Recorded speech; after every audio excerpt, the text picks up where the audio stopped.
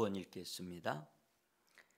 히브리서 4장 14절 같이 읽습니다. 그러므로 우리에게 큰 대제사장이 계시니 승천하신 이 곧 하나님의 아들 예수시라.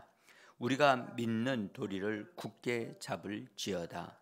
그러므로 우리에게 큰 대제사장이 계시니 승천하신 이 곧 하나님의 아들 예수시라. 우리가 믿는 도리를 굳게 잡을지어다.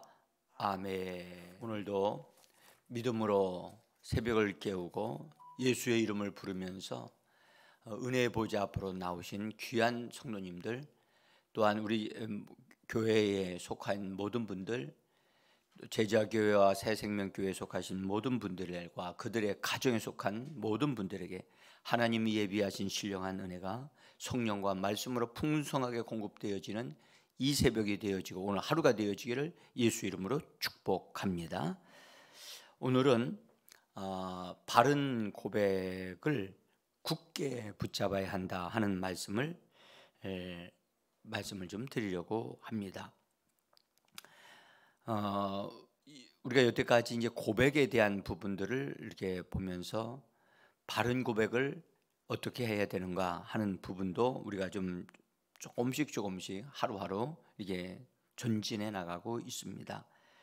우리가 바른 고백을 할 때 그 고백을 굳게 붙잡아야 한다. 그래서 지난번에도 제가 고백을 출렁거리게 하지 마라, 흔들지 마라. 고백이 흔들리게 되어지면 아무것도 얻는 게 없다. 그래서 그런 말씀을 좀 드렸고, 이 고백을 이 가장 하나님의 축복을 많이 받는 것 중에 하나이기 때문에 고백을 바르게 하지 못하게 하려고 원수가 많은 방해가 있다는 사실을 꼭 기억하셔야만 합니다. 여러분들, 귀한 것일수록 하나님에게서 귀한 것일수록 원수들은 그것이 믿음의 사람들의 것이 되지 못하도록 그렇게 방해한다는 사실도 우리는 잘 기억해야만 합니다. 그래서 오늘 여기 이 말씀 번역을 다른 성경 번역으로 여러분들 보시면 도움이 될 것 같아서 제가 번역을 해놨습니다. 히브리서 4장 14절을 다른 성경 번역을 우리 한번 쭉 읽어보죠. 그러므로 우리에게 하늘로 올라가신 위대한 대제사장 곧 하나님의 아들 예수께서 계시니 신앙 고백을 굳게 잡으라. 표준: 그러나 우리에게는 하늘에 올라가신 위대한 대제사장이신 하나님의 아들 예수가 계십니다.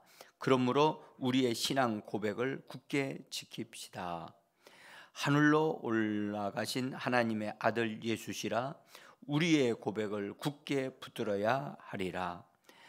우리에게는 하늘로 올라가신 위대한 대제사장이 계십니다. 그분이 바로 하나님의 아들 예수이십니다. 그러므로 우리가 고백하는 신앙을 굳게 지키십시다. 여러분들, 번역 성경마다 조금씩 차이가 있습니다만은 그 번역이 조금씩 차이가 있다고 하는 것은 여러분들 우리가 그 부분을 잘 참고하셔서 도움이 되어지기를 바랍니다. 근데 성도들이 굳게 붙잡아야 할 것이 있다고 하는 사실을 분명히 말씀하고 있다는 것을 우리는 알 수가 있어요. 그래서 이 굳게 잡아야 할 것이 무엇인가를 우리가 좀 보도록 하는데요. 먼저 굳게 붙잡아라 또는 굳게 지키다라고 하는 그런 말로 번역되고 있는 이 단어의 분명한 의미를 알기 위해서 잠깐 원문에 있는 단어를 제가 여러분들에게 기록해 드렸습니다.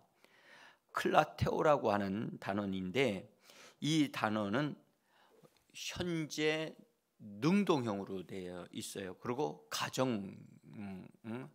가정에 대해서 미래에 대한 것까지 포함해서 말씀이 되어져 있는데, 이 현재 지금 이것을 붙잡고 있어야지 지금 그렇게 붙잡으라는 얘기입니다.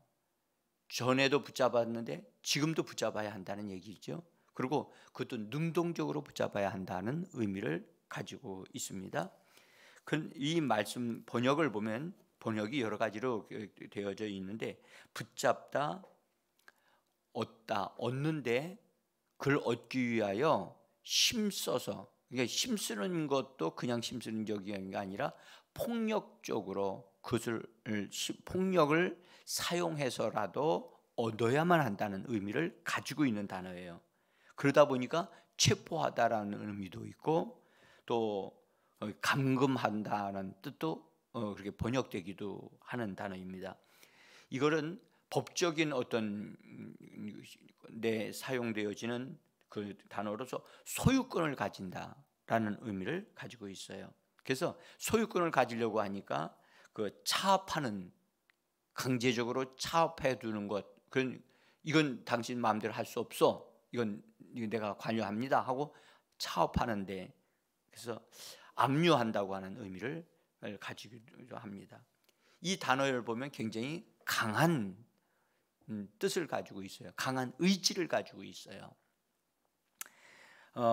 강력한 의지력을 가지고 또 강력한 의지력을 동원해서 소유권을 가지듯이 내 것이 되어지게 하기 위해서 붙잡는 것을 의미하는 단어입니다.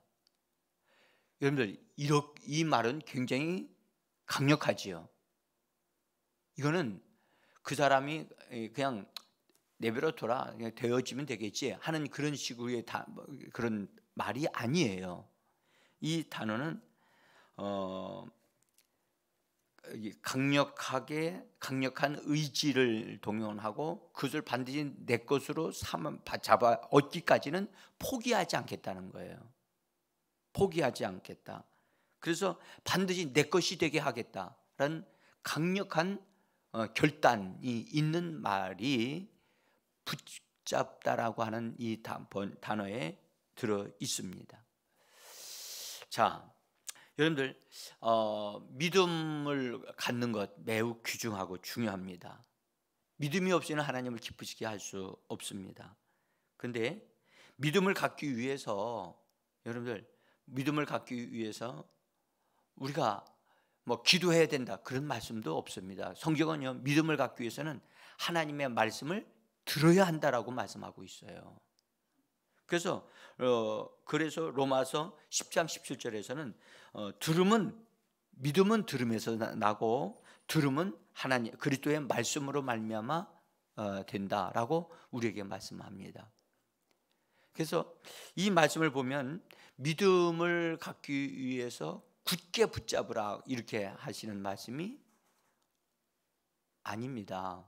믿음은 가져야 되는데 그 갖는 방법은 하나님의 말씀을 듣는 겁니다. 잘 듣고 지속적으로 듣는 것입니다. 그러면 믿음이 우리 안에 들어오게 되고, 또 하나 믿음을 굳게 가져서 마귀를 대적하라 그런 말씀은 있습니다. 네? 그래서 믿음 위에 서서 마귀를 대적하고 믿음에 굳게 서서 감사함을 넘치게 하라고 그런 말씀은 있습니다. 그런데 믿음을 굳게 붙잡아라 이렇게까지 말씀하신 것을 우리는 한번 여러분들 찾아보시기를 바랍니다. 자, 여러분들, 하나님의 말씀을 받을 때 우리는 어떻게 받습니까? 믿음으로 받습니다. 하나님의 말씀인 줄을 알고 믿음으로 받는데, 예수님은 이 말씀을 받을 때 씨앗을 뿌리는 것으로 말씀을 하셨어요. 그래서 밭에 씨앗을 뿌릴 때에 그 씨앗이 땅에 뿌리를 내려서 그 다음에 그 싹이 나서 자라서 그 다음에 결실을 맺는 것에 대한 얘기를 하셨습니다. 하나님의 말씀이 우리 안에 잘 심겨져 옥토에 심겨져서 결실을 맺는 것이 밭이 되어져야 한다고 그렇게 말씀하시면서, 말씀을 우리는 묵상해야 되고 또 말씀을 입에 두어야 되고 그 말씀을 중얼거리고 노래함으로 그 말씀이 우리 안에 심겨진 말씀이 된다. 그런 말씀을 우리는 들었습니다. 여러분들, 성경에서 굳게 붙잡으라고 하는 말씀을 강하게 이렇게 말씀하신 것은 고백입니다. 고백입니다. 여러분들, 이 고백하는 것이 얼마나 중요한 진리가 담겨 있는가를 우리는 깨달아야만 합니다. 우리가 고백하는 바 그것을 굳게 붙잡고 있을 때 그것이 나의 소유가 되어질 수 있고, 그것이 붙잡은 결과가 우리에게 주어져서 우리의 삶이 부욕해 되어지고 우리의 삶을 누릴 수 있게 되어진다는 것을 말씀하고 있는 겁니다. 이 말씀 속에는요, 무슨 뜻이 들어있느냐 하면, 우리가 굳게 붙잡지 아니하면 잃어버릴 수 있다는 뜻을 가지고 있어요. 그러니까 우리가 이 하나님 앞에서 고백하는 것, 이 고백하는 것을 우리가 이걸 잘 굳게 붙잡으면서 이것을 빼앗기지 않도록 해야 된다 하는 거죠. 그러니까 빼앗는 자가 있다는 얘기입니다. 그래서 빼앗을 뿐만 아니라 그 고백을 빗나가도록 유도하고 방해하는 자가 있다는 것을 암시하고 있는 말입니다. 그래서 이 부분은 매우 우리가 참 귀중히 다뤄야 되고 분명하게 우리가 이것을 할 줄 알아야만 합니다. 자, 성도들은 굳게 붙잡아야 할 것을 붙잡지 않고 엉뚱한 것을 붙잡고 있는 분들이 있어요. 그 다음에 심지어 붙잡기 위해서 바른 것을 붙잡아야 되는데 엉뚱한 것을 붙잡고 있거나, 심지어는 여러분들 붙잡혀 있는 사람들도 있어요. 붙잡혀 있는 것. 자, 여러분들, 죄는 우리 주 예수 그리스도의 피 흘리심으로 우리는 죄 사함을 받았고요. 그래서 우리가 죄를 범할 수는 있으나 그 죄를 즉각적으로 죄인 줄 알고 자백하면 예수의 피로 말미암아 깨끗함을 받는 줄 믿습니다. 그래서 우리는 죄를 붙잡지 않습니다. 한번 죄에 대한 것을 고백하게 되어지면 여러분, 다시는 그것에 대해서 기억하지 않도록 해야만 합니다. 새 언약의 조항 가운데 우리 주님이 새 언약을 우리에게 맺어 주셨죠. 그때 이렇게 되어 있습니다. 히브리서 10장 17절에 또 그들의 죄와 그들의 불법을 내가 다시 기억하지 아니하리라. 이것이 새 언약의 조항 중에 하나입니다. 그래서 우리는 예수 그리스도를 믿고 예수의 핏부림을 의지해서 하나님 앞에 나가게 되어지면 여러분들, 죄 사함 받았기 때문에 하나님은 우리의 죄를 기억지 아니하십니다. 근데 우리는 하나님 앞에 나가가지고 우리의 죄를 자복하고 회개하는 그것으로 시간을 낭비합니다. 여러분들, 우리는 죄 사함을 받은 자가 되어 하나님 앞에 나가는 자들입니다. 자, 그 다음에 마음에 정죄감에 붙잡혀 있는, 또는 죄책감에 붙잡혀서 아주 죄책감에서 벗어나지 못하는 그런 사람들도 있어요. 성경은 로마서 8장 1절에서 이렇게 말씀합니다. 그러므로 이제 그리스도 예수 안에 있는 자들에게는 결코 정죄함이 없나니 이는 그리스도 예수 안에 있는 생명의 성령의 법이 죄와 사망의 법에서 나를 해방하였음이니라. 할렐루야. 정말 위대한 해방 선언문이 이렇게 우리에게 분명히 선언되고 있음에도 불구하고 정죄하면서 내가 죄를 졌어, 내가 죄인이야, 계속해서 이 정죄감에서 벗어나지 못하고 있다면 그것은요, 여러분들, 그걸 통해서 원수가 우리를 괴롭힐 수 있다는 사실입니다. 그러니까 이 부분은 우리가 분명하게 죄를 자백하고 그다음에 우리들의 마음에서 정죄감으로부터 우리가 해방되었음을 선포하고 그 부분에서 나와야 될 줄 믿습니다. 자, 어떤 이들은 염려와 걱정을 붙잡고 살고 있는 분이 있어요. 이것은 그 사람이 붙잡고 있는 거예요.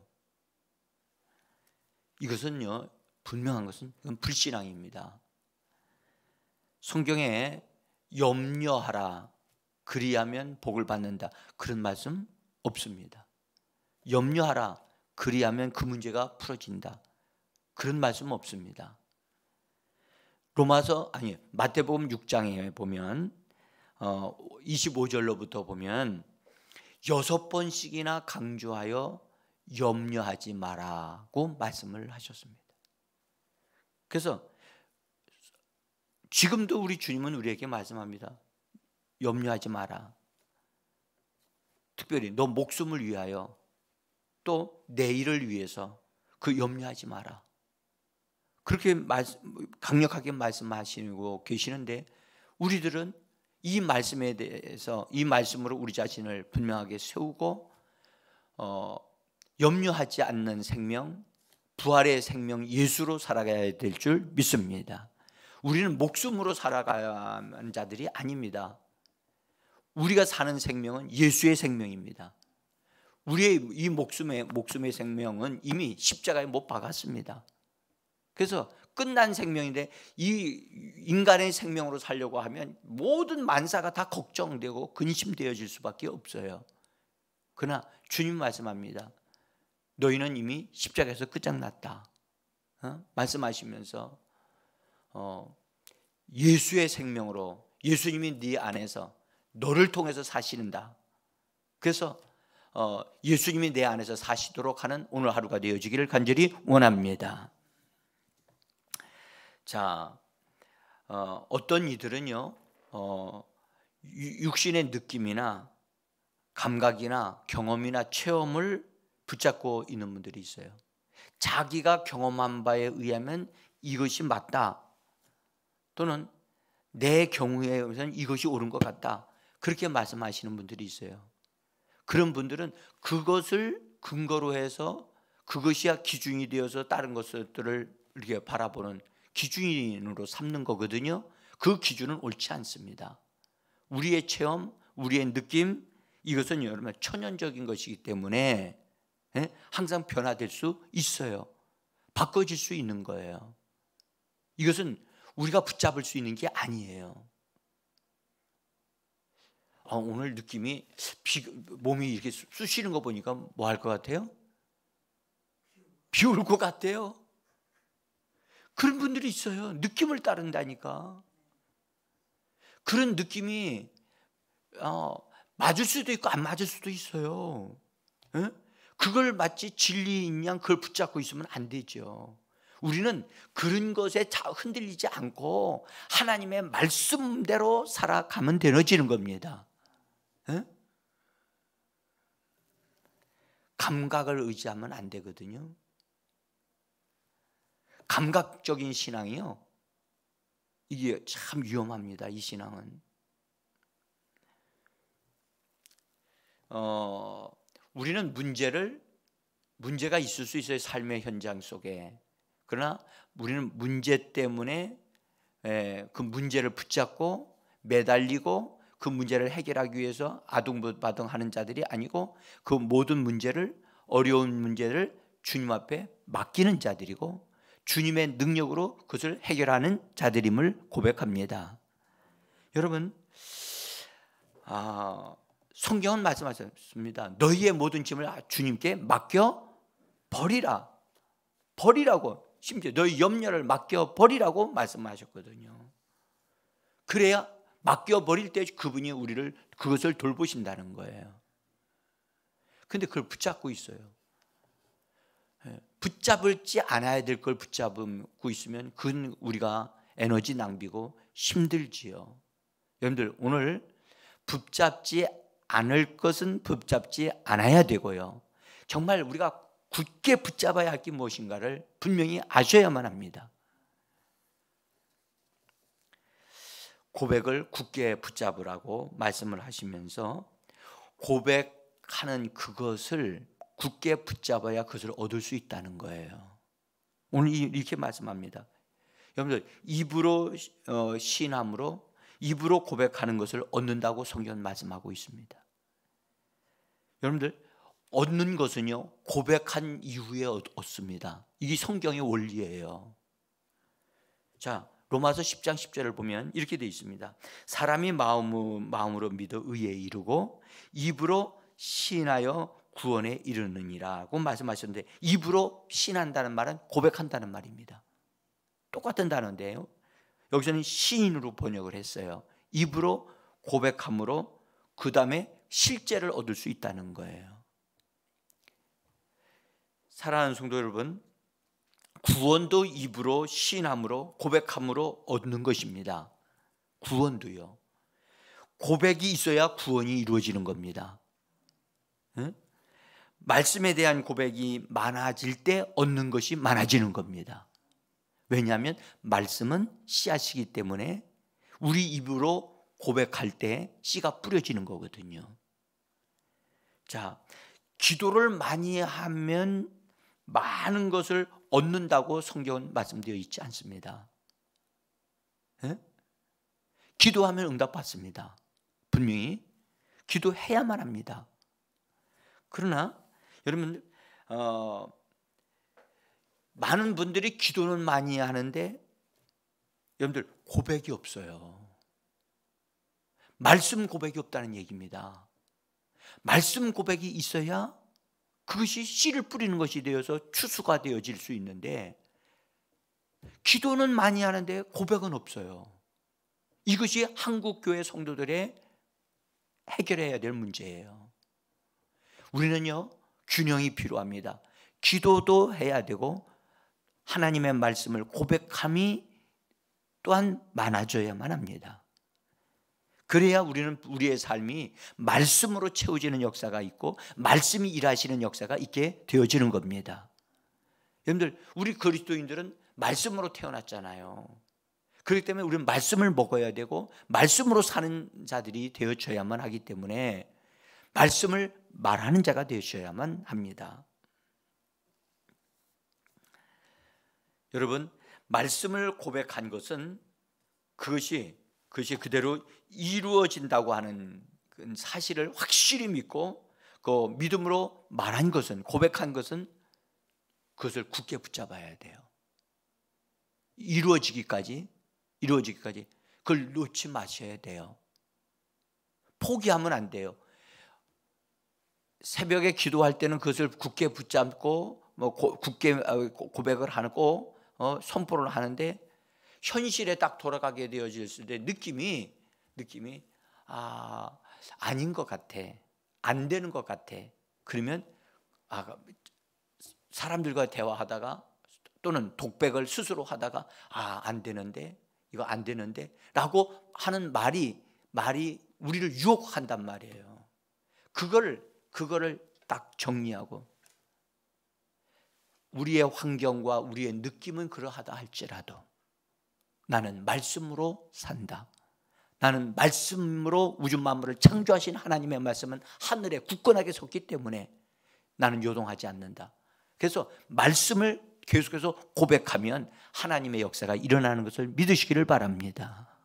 우리는 이 요동됨이 없어야 돼요. 고백이. 하나님의 말씀은 불변합니다. 예?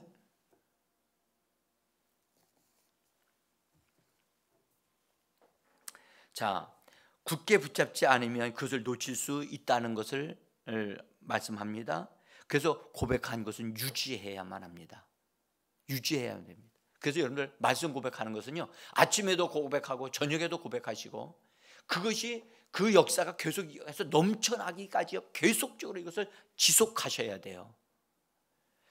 이걸 한번 이제 여러분들에게 고백해야 될 말씀들을 정리해서 여러분들한테 좀 드리려고 하는데 시간이 그렇게 나지를 않고 있어서 드리지를 못하고 있습니다.